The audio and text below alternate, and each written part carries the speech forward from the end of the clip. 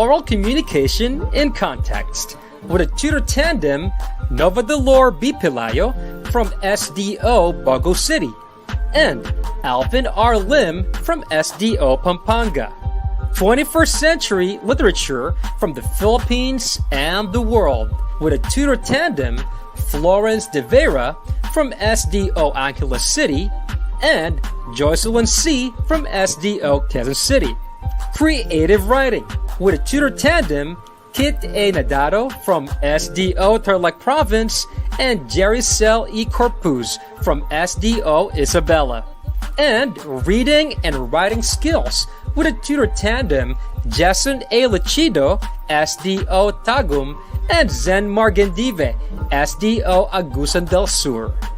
Our senior high school tutors are high-caliber teachers from different divisions with one goal, ang maitulay ang pagkatuto sa gitna ng pandemya.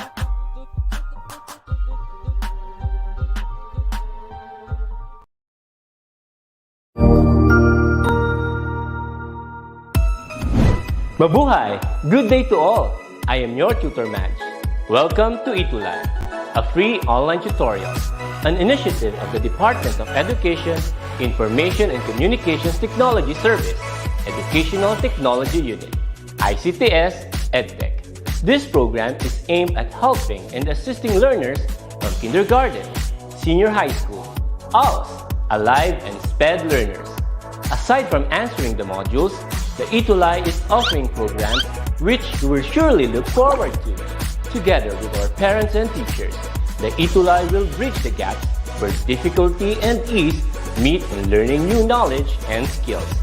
So, let us prepare our modules, pen and paper. Ready your mind to see and hear worthwhile and interesting lessons.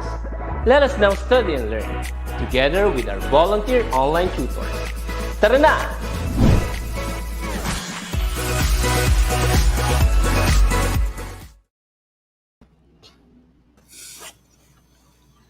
Mamamas ko po! Tayo na giliw, magsalo na tayo. Joke lang, Sir Jerry. Merry Christmas, Sir Jerry! Same to you, Tutor Kit. Good afternoon. And good afternoon sa lahat-lahat ng ating mga viewers today. That's true. And it's another... Parang may inihanda ka atang kanta ngayon? Actually, yun na yun, Tutor Jerry. Okay. Yun na yun. I thought nag-practice pa naman ako kanina. Pero ano yung caroling mo, Sir Tutor Jerry? Ano ba yung caroling mo? Parang hindi ko kayang kantahin. Ikaw na lang, Tutor Kit. Siguro, Tutor Jerry, no? Yung mga nanonood sa atin ngayon na mga students, siguro, mga ngarolin din sila o di kaya nakaranas sila ng caroling, no? Because, as Tutor Jerry, honestly, lumalamig na ang simoy ng hangin. So siguro, let's begin with a shout-out sa ating mga viewers today. Hello kay Rosel Flores, STEM 12 ETUlay from San Mariano National High School. Ganun din kay Rosel Flores, Johanna Kate Fesalbon, Chu Christian Louis Cabas, and Neslin Agabaw Kirod. Ito si Neslin. Naging tutor of the week, ay tutor of the week natin siya, Tutor Jerry, right? Yeah, Tutor Kit. May mga pa-shoutout ka ba dyan? Yeah. Yes? Shoutout sa aking mga kasamahan dito na nagko-closing program sa aming capability building. Research. Talagang madugo ang aming 2 araw ngayon because of the research festival, school-based, Tutor Kit. Well, kailangan talaga ng Tutor Jerry, no? Di ba, malapit na ang ating Christmas break. Yeah. Kaya, konting tiis na lang, guys, di ba? 40-minute na lang na samahan nyo kami ng 40 minutes and then Christmas break na tayo. This is our last week. Rest day mo na, Tutor Kit. Yes. And guys, sa inyo rin, guys, no? Maraming salamat sa mga hearts, sa mga likes. Hello kay Josephine, kay Cecily, kay Charmy, kay Luwa, Mary Joy, Marceline, at sa lahat na nanonood ngayon. Hello sa inyong lahat. Okay, Tutor Jerry. So, ano ang gagawin natin today, no? Medyo ang dami mong prepare ngayon, Tutor Kit. I know na Medyo nga. haggard. Haggard, pero tuloy pa rin. kakayanin, Tuloy no? pa rin. Kakayanin Yeah. para sa ating mga estudyante. Hey guys, Tutor Jerry, baka gusto nyo silang invite sa ating papalapit na na concert ng mga ETUlay teachers. Yeah.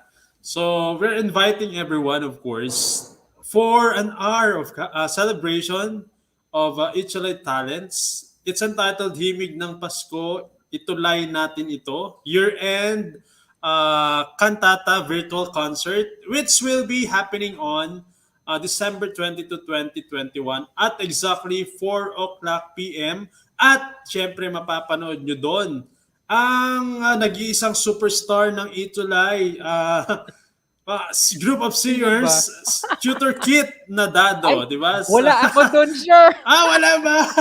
I thought ikaw yung isa doon at hahawak ng piano, Tutor Kit. Ako yung hawak ng mic. para sa iba.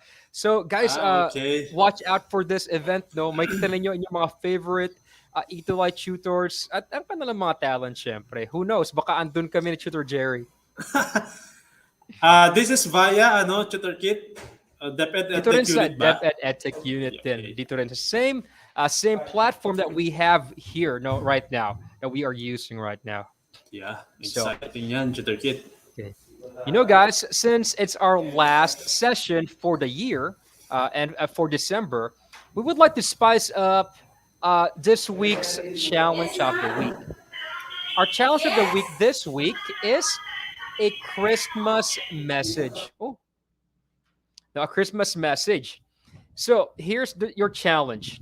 First, we want you guys to think of a friend, maybe a classmate, a relative, or anyone special na matagal nyo nang hindi nakita or matagal nyo nang hindi nakausap. No?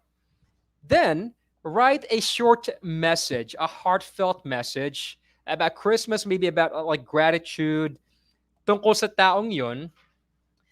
And then, post that message using hashtag ETUlay Creative Writing. And don't forget to tag that person.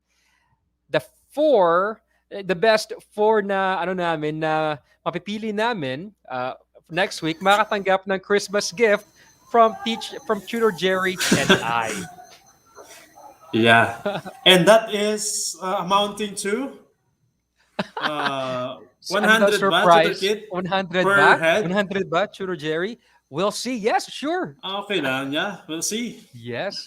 Basta Para maganda yung kanilang outputs. That's true, Tutor Jerry. No. So, guys, just send.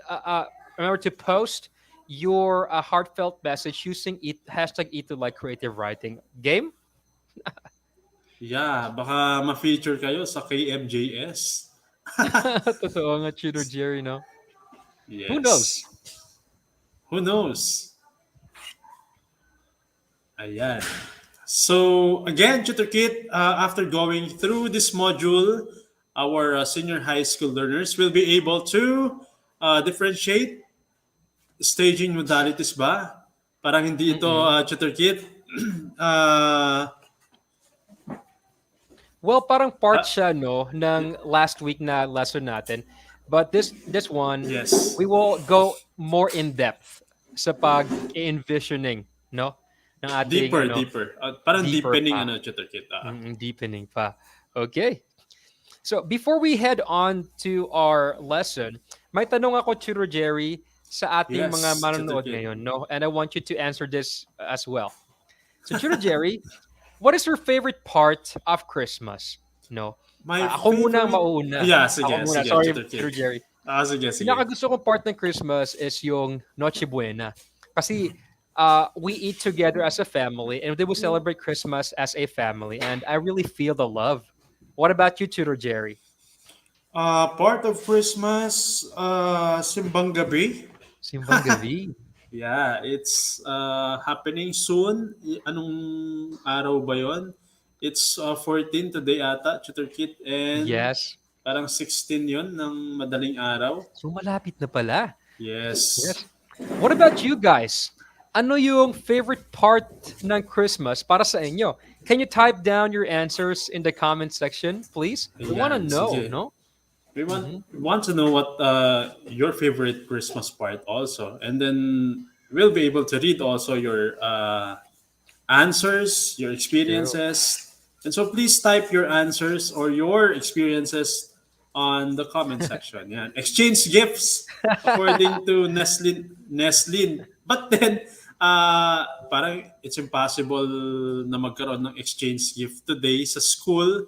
But then sa Mm-mm. bahay, pwede, ano, Tutor Kit. Yes, at home they could exchange gifts as a family. No, it doesn't need Yeah. to be expensive as long as it is like heartfelt and genuine. I think it will be appreciated as a gift. Sino ano pa kaya guys? Yes. Can you tell us more? What is your favorite part of Christmas? Thank Parang you, nag-iisip pa Neslin. sila. Yan. Nag-isip pa sila. Hi, Loisa May Ortega. Hello din kay tutor Junjun R. Ramos, who is a tutor in Practical Research 1. Kasama Hi, natin sir. dito, Tutor Kit. Napaka-active Wow, niya. But then, that's nasa kwan true. siya ngayon. Nasa galahan, gumala si Tutor Gumala siya, sana Junjun. all. Sana all. Sabi Yan. ni Joy Joy, exchange gift. And also Wendelin Dangilan said, eating together and exchange gifts. Para Noche Buena din, no? Yeah. And exchanging gifts. Nice. What else? What else? Come on, Meron pa ba? guys. Come on, vamanos. At habang inaantay natin ang kanilang sagot, Tutor Kit, pwede kang mangaroling. Ay, yung ba yung Churro Jerry yung ano yung May dala-dala kang gitara. ayun. Oo nga, Yan. Churro Jerry. Naalala ko na nakaroon eh. Tayo na giliw, magsalo na Saliw na tayo. tayo. Meron Meron na tayong tayong tinapay at at keso. keso. May panoche buena sa Sa gabing ito. gabing ito. At At bukas bukas ay ay araw araw ng ng Pasko. Pasko. Kita Speaking nyo, of caroling, talagang senior na senior si Tutor Kit. Talagang masyado. matindi to, matindi. Sir Jerry sabi nga ni Viernes Silverio, no? Caroling daw. Kaya Yeah. ako napakaroling bigla. Parang dala-dala mo talaga yung gitara mo yun, Tutor Kit. Oh, Handang-handa. yung pwede ko. Baka may magbigay na 500 eh. Wow! Okay, Tutor Jerry. I think you can to our students you can just type in all the traditions, all the things you love about Christmas, and maybe later on we Yes. can read them for you. Okay. Now, Tutor Jerry. Ayan, we have now our last review, the lessons that we did discuss last time. And you're going to identify the specific theater stage type. Alam niyo to because we did a discussion last Tuesday based on the given illustration. The given column will lead you to the correct answers. Ayan. That's true. And we've actually given them, Tutor Jerry, some clues, okay, to help them. Tutor Kit. Okay, first. Ayan, pinadali na naman ni Tutor Kit ang buhay nyo. Ano kaya yan? Is it a proscenium? Hindi naman proscenium kasi it starts with letter F. Ayan. Para ano siguro, sir? Ano to? Flexicol. Flexical. Parang nagpa-flex lang sa Facebook. Ayan. Parang ganun. It kind of sounds like, I don't know, cool or Cool. topsicle. Ayan. What Na-late could na it naman be? sa StreamYard. That's true. I think this is a great stage because it's actually very what I call this. It's adaptable, no, sa kung ano yung audience, ano yung play. Yes. You can actually move around some parts of it. Yeah. What do you think is the answer? According to Mary Joy Kiepe, Tutor Kit, it's flexible. Let's see. Is it flexible, Tutor Kit? Yes, Ayun. correct. Correct. Very good, Mary Joy. Flexible nga. Flexible nga, no? Correct How din about the syempre next si one? Neslin saka si Wendelin. Okay, go ahead, Yes. Tutor Jerry. The next one, ayan. It's the most common. Actually, yan yung ating unang diniscuss last time. That's true. It starts with letter P and it ends with letter M. Ayan. Ano kaya ito, kaya yan? Tutor Jerry, no? Now, this one is actually what do you call this? I've seen this in like Phantom of the Opera, in a lot of movies in like the Renaissance, right? So Yes. it's a very prestigious kind of stage, and it's actually very common in Yes. the Renaissance, the Victorian era. Ay, nanunguna naman si Mary Joy Yeah. Churrogerio. Meron siyang note. Ayan. Proscenium according to Mary Joy. Ayan. Yes, Siya lang ang nakasagot ngayon ng mas mabilis. that's true. Tutor Let's see Kit. nga. Tingnan natin. Is it Yay, proscenium? correct! Yes. It's Yes. proscenium. Very Ayan. good, Mary Joy. And Neslin as well. And Josephine too. Josephine. Yeah. What about the next one, Tutor Kit? Ayan. Ito mas mahirap. Mahirap kaya yan? Ano kaya ito, number 3? Yan. Para Composition itong of 5 ano, letters, yes. that's true, Churo Jerry. Para siyang sa gitna ng boxing match. Ring. Yeah. Yung, oo, no? Parang boxing ring sa gitna. Yes. Pero, instead of boxing, ano siya? It's a play. It's a play. Ah. And this is used actually so that the actors and the actresses can actually interact with the audience. No? Okay, so yun pala yung purpose nun, ano, Tutor Kit? So that they could interact with the four-cornered audiences. Ano? Ang galing na naman ni Mary Joy, oh. Kita mo yan. Saka ni Yan. Josephine. It's arena, according to them. Ayan, Joy Yes, Vinasoy it's also correct. answered. It's correct, yeah. Good job, Arena Joy nga. as well. Arena nga. Next. This is the last one. Oh, medyo mahirap to, Chiro Jerry. Mahirap kaya? Ano kaya Katunog to? yan. Katunog kasi yan ng Tutor Kit ng tiwala. Naks. Tiwala. Oo nga, no. Tiwala. Or kasi katunog din siya ng crush. ng crush. Crush. Ayan. Ayun na si Neslin. Naslin answered trust. Thrust. Is it trust, Tutor Kit? Let's see. Yes, it's Yes. correct. It's a thrust kind Yan. of stage.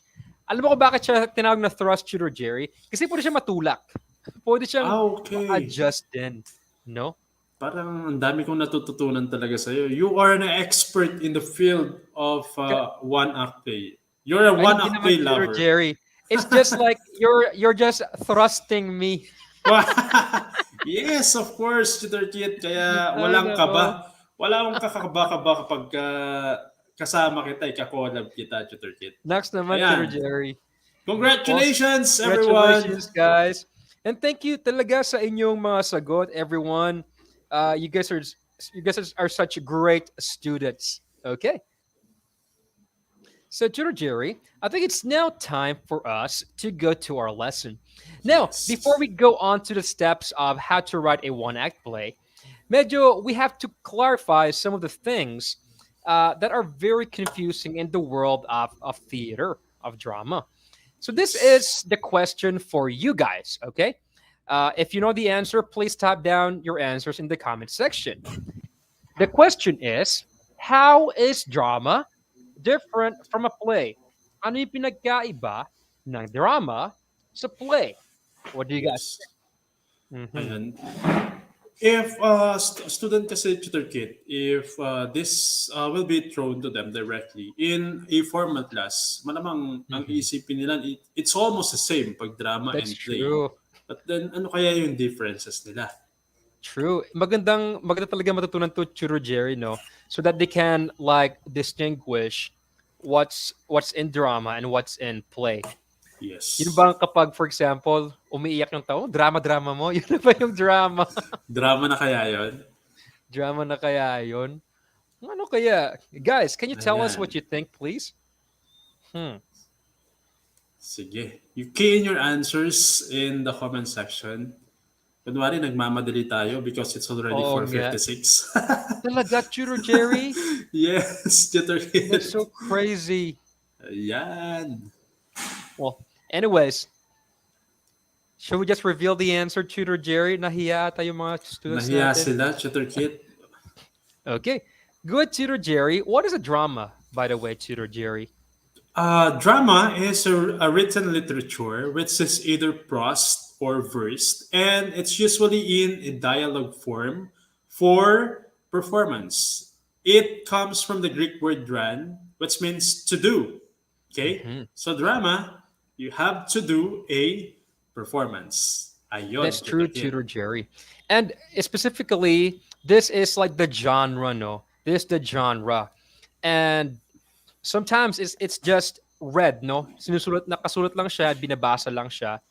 And sometimes it can be acted. Now, if it's acted, no, kapag i-perform na siya, Yeah. it becomes a play, A play. no? Yes.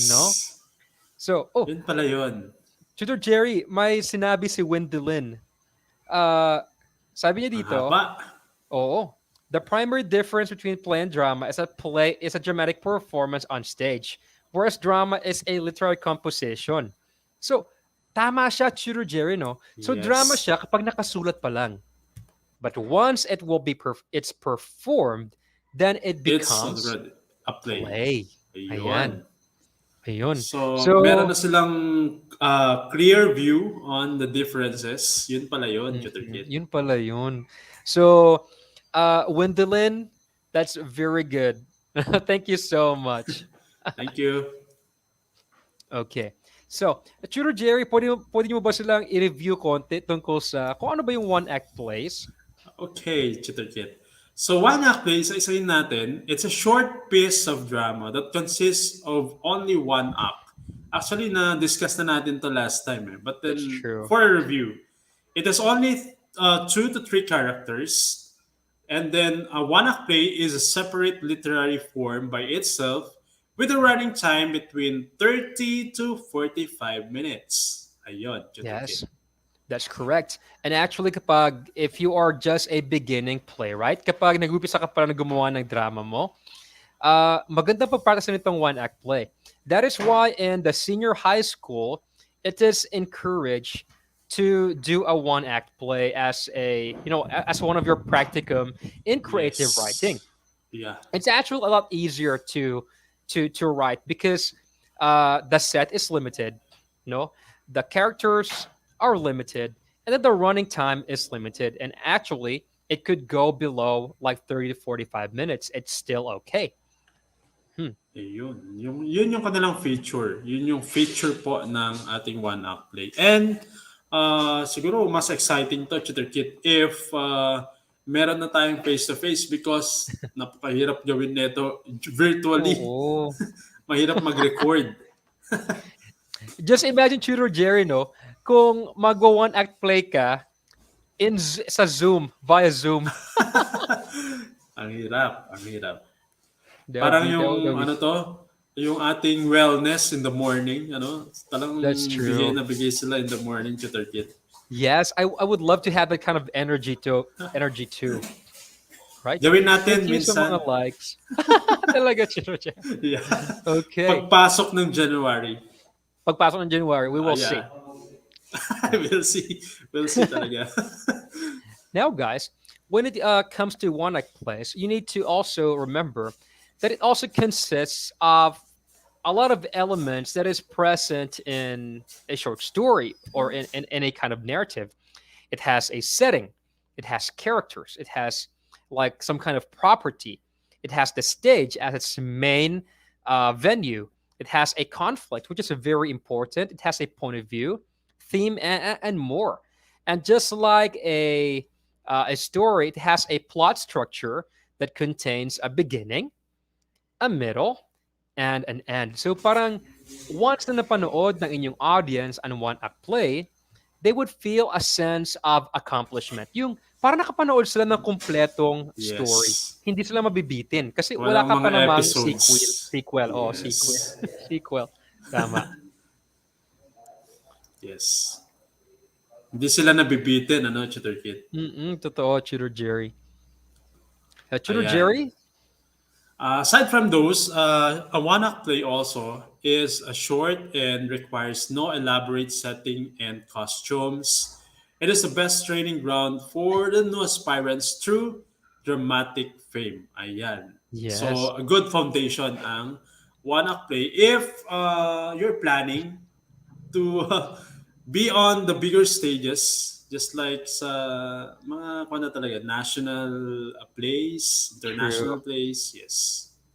Yes. Bago sila makapagsulat ng play with like 4 acts or 5 acts, perhaps they could start with something small, a 1 act play.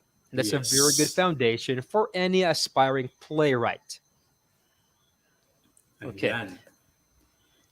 Hey, Tutor Jerry? Chief characteristics of one-act play. The first one is it treats the problem of everyday life, such as love, marriage, divorce, justice, crimes, punishment for crimes, law, labor conditions, superstitions, customs, and manners, and then many more. Ayan. That's true. That's the first one. That's true, Tutor Jerry. And a lot of these topics are very relatable. That's why, guys, in a 1 act play, uh, you focus right away on the problem. No, the problem. For example, sa love, dalawang magsing irog na nag-LQ, something like that. You go straight. No? Hindi kaya Yes. dalawang mag-asawa na hindi nagkakaintindihan or they're going through a divorce. Uh, what if like your lola and you're going against a superstition of your lola? So a lot of these things focus on the problem or the conflict of a story that is from a subject that is from everyday life. No, so parang Yes. relatable talaga siya dapat, Tutor Jerry, no? Yes, certificate.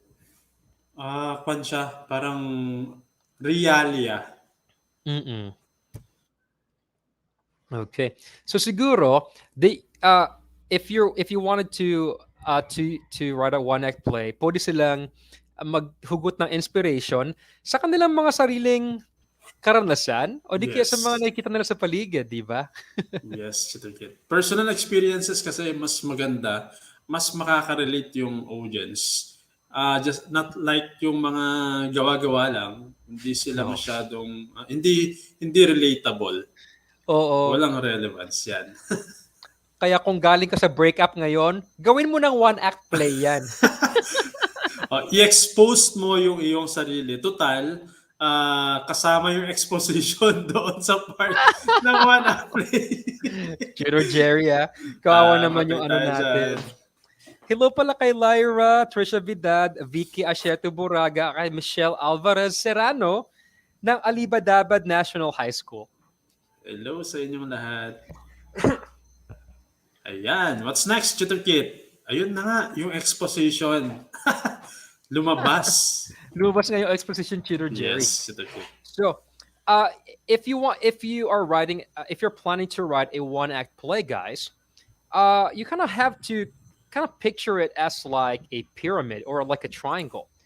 The very bottom of the triangle, which is the exposition, is where you begin, no? And then you introduce the conflict, the climax, which is the highest point of the Yes. story, then the denouement, which is the resolution, no? Yung nasa-solve na yung problema, and then the ending. Ayan. So just kind of think about the plot structure of a 1 act play like that. So kapag once you're writing, you can check where's my exposition, where's the conflict, where's my climax, where's the denouement, and where is my ending, something like that. It will really help you structure your play. So, Tutor Jerry, ano yung mga mga characteristics natin of a 1 act play again? Sige, Tutor Kit. So let's define the 5 parts ng ating one act play. And then the first one is exposition. It's usually brief, serves as an introduction to the play. We have an example later on. And it is through the conflict naman that the action of the drama develops. It is the very backbone of the one act play. Okay? That's true. Ayoko yung conflict na yan na part. That's true. Ayoko rin. Pero sabi nila, Tutor Jerry, kung walang conflict, hindi exciting. Tama, Tutor Kit. Okay. And now we also have the climax, which is the turning point of the drama. Dito yung pinaka-dramatic, pinaka-intense, no? Pinaka-interesting na part ng story mo, no? It could be the big reveal, the big plot twist, something like that. And then we have the denouement, which is actually the resolution. Parang dito na nare-reveal yung mga hindi pa nare-reveal nung umpisa. Then you could get to understand the entirety of the play. So it kind of overlaps with the Yes. climax and goes down into the ending or the resolution. Parang dito lumalabas Tutor Kit yung flashback. Bago siya mag-end eh. That's true, Tutor Bago, Jerry. yes. Yes. And the denouement actually kind of prepares uh, your readers or the audience for the ending. And so it Yes. needs to be satisfying for your audiences. But when the ending comes, they'll be like, "Oh yeah, that's a really good play. I'm Parang satisfied." Something like that. it's between O tsaka frustration. Yes, Pag yeah. pangit yung And kanyang frustration. denouement, yes. That's true. Yes. So now we will teach you guys on how to write a scene for a For a one-act play. one-off play. Ay, by the way, hi sa aking pinsan kay Maylene Burayag who is watching. Hello. And also Talagang kay Angeline Eduria. supported, Tutor Kit. Yes. I'm so glad. Okay. So, Tutor Jerry, ano yung step one natin for writing a one-act play? Okay, so our first step will be you have to decide on what your one-act play will be about. Yan. Kailangan i-visualize mo muna kung ano yung uh, gagawin mong one-act play kasi hindi pwedeng parang impromptu. Hindi pwedeng ganon. You have to That's plan true. also. Tama yung Tutor Jerry, no? Hindi ako makakagawa ng one-act play kapag buksan ko lang yung laptop ko and then I'll just start writing. No. I Yes. usually would, I actually would write down, create an outline of the plot structure. Ito yung mangyayari sa umpisa, next, and then next. So that I have like a Yes. map of what to do next, something like that.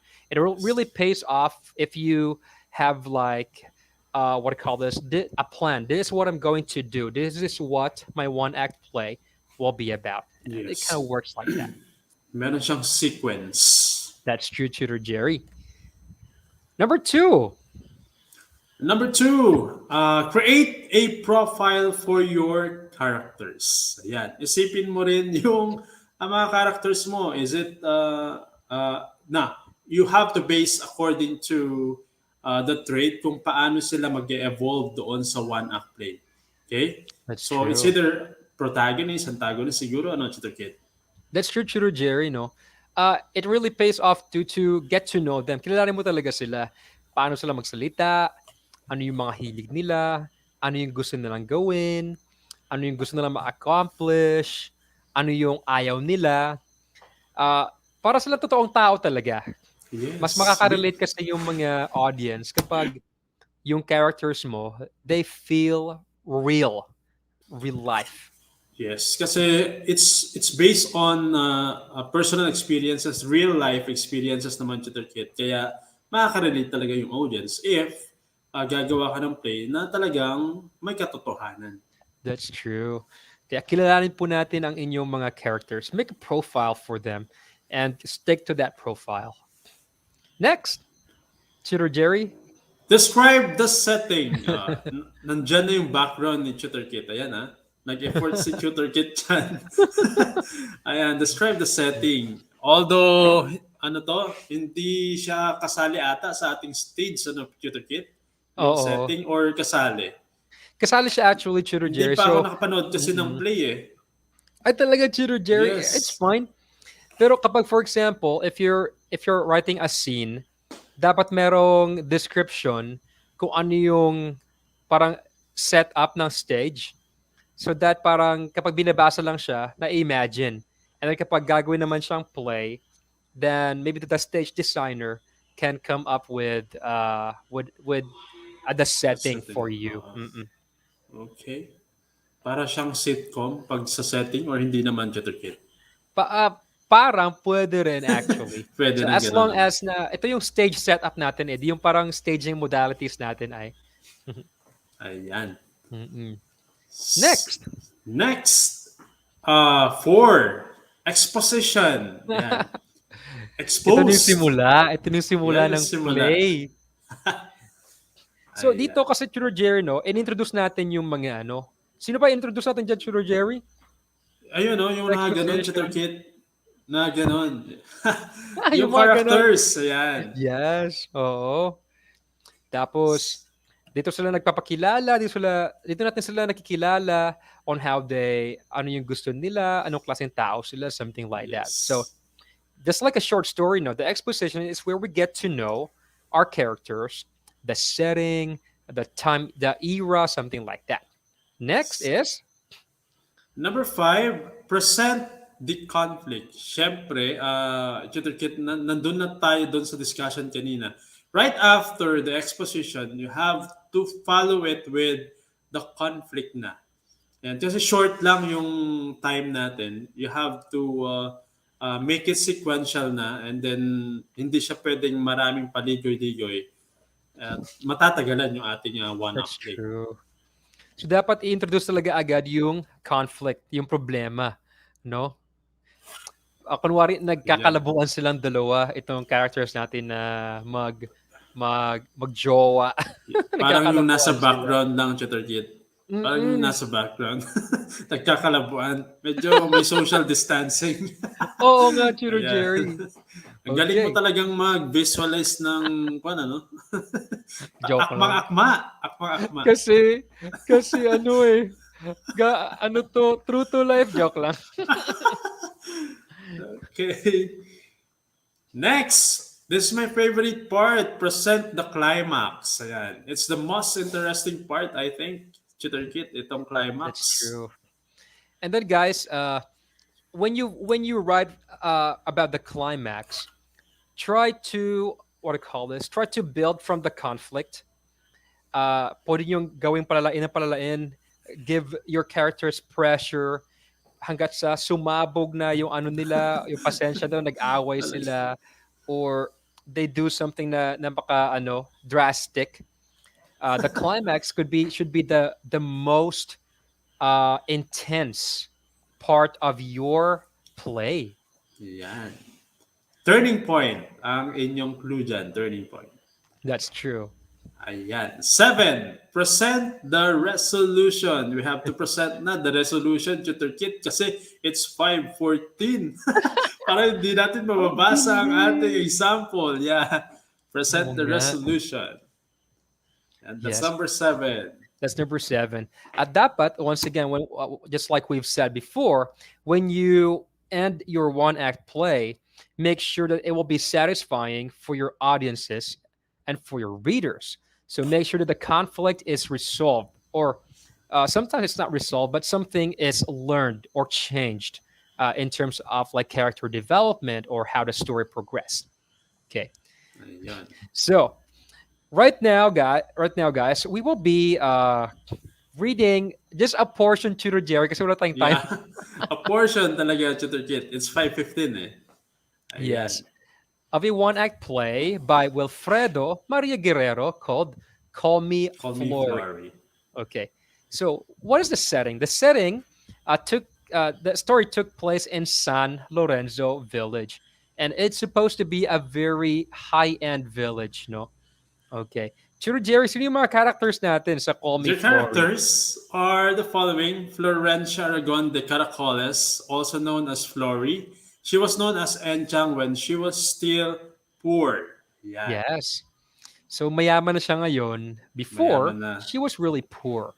Yes. And she's actually trying to hide that she was poor before. Okay. Yan. The other characters are Matilde, which is a true-blooded woman. Ano talaga siya? Parang mayaman talaga siya. And she was married to a fine businessman, and she engaged in charity work. She's actually a really nice person. And there's also Osang, a poor woman who would reveal Flory's true stature. Nakakatakot. Just a line, Tutor Kit. Yes? Staging. Staging tayo, ano, Tutor Kit? Yes. Ayan. When the curtain rises, we see Florencia and Matilda seated on the sofa. Wala tayong sofa, Tutor Wala Kit. tayong In Matilda's sala, talking. Okay. Ako na si Flor, Tutor Jerry. Sure, Tutor Kit. Yeah. Okay. Yes, Matilde. I came right away when you called me up by phone to come and see you. That's nice of you, Miss De Los Reyes. I hope you don't mind, but my last name is Caracoles. My full name really is Florencia Aragon de Caracoles. But just call me Florencia. It's quite an honor to know you, Matilde. I've heard you are one of the best known society women in Manila. Oh, don't mention it. It isn't true. Not true at all. You're so modest, Matilde. I was told by Marilu to get in touch with you. She said you'd surely help. Did you say Marilu called you up? Marilu de Legazpi, whom husband is the owner of that big department store at Buendia? Yes, but the reason that I called you up was...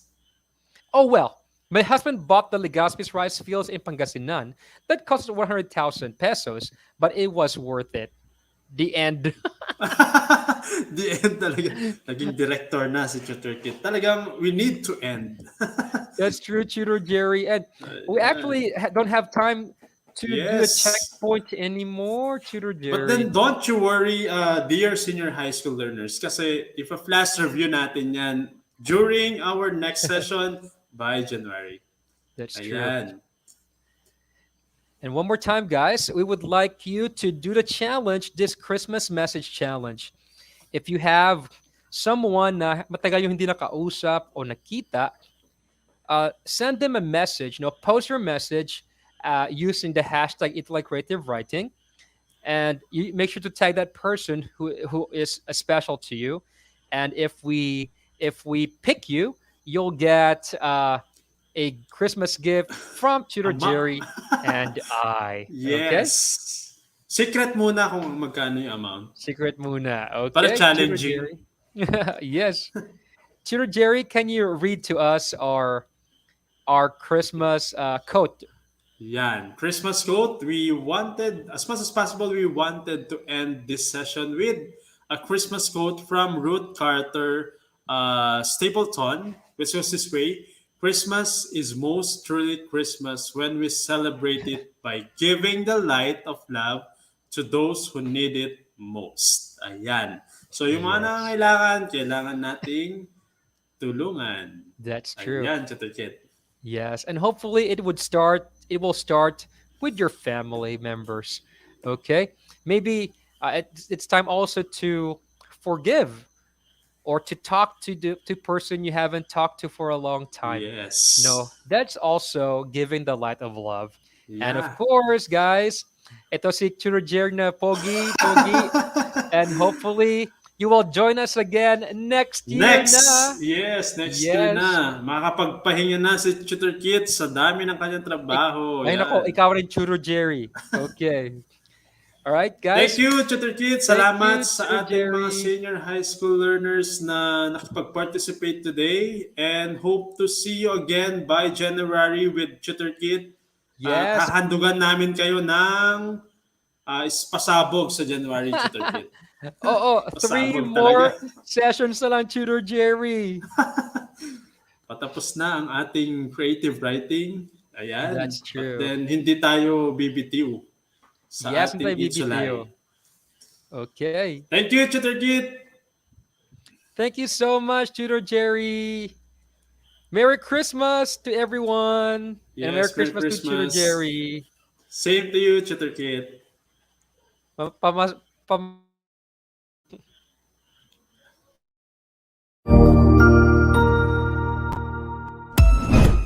Ang husay naman!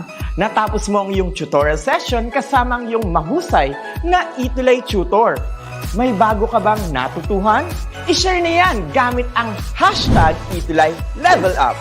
Huwag aalis ha, dahil may susunod pang programa na pwede mo ring panoorin at salihan. Dahil naghihintay na ang iyong mga tutors. Happy learning dito sa ETUlay!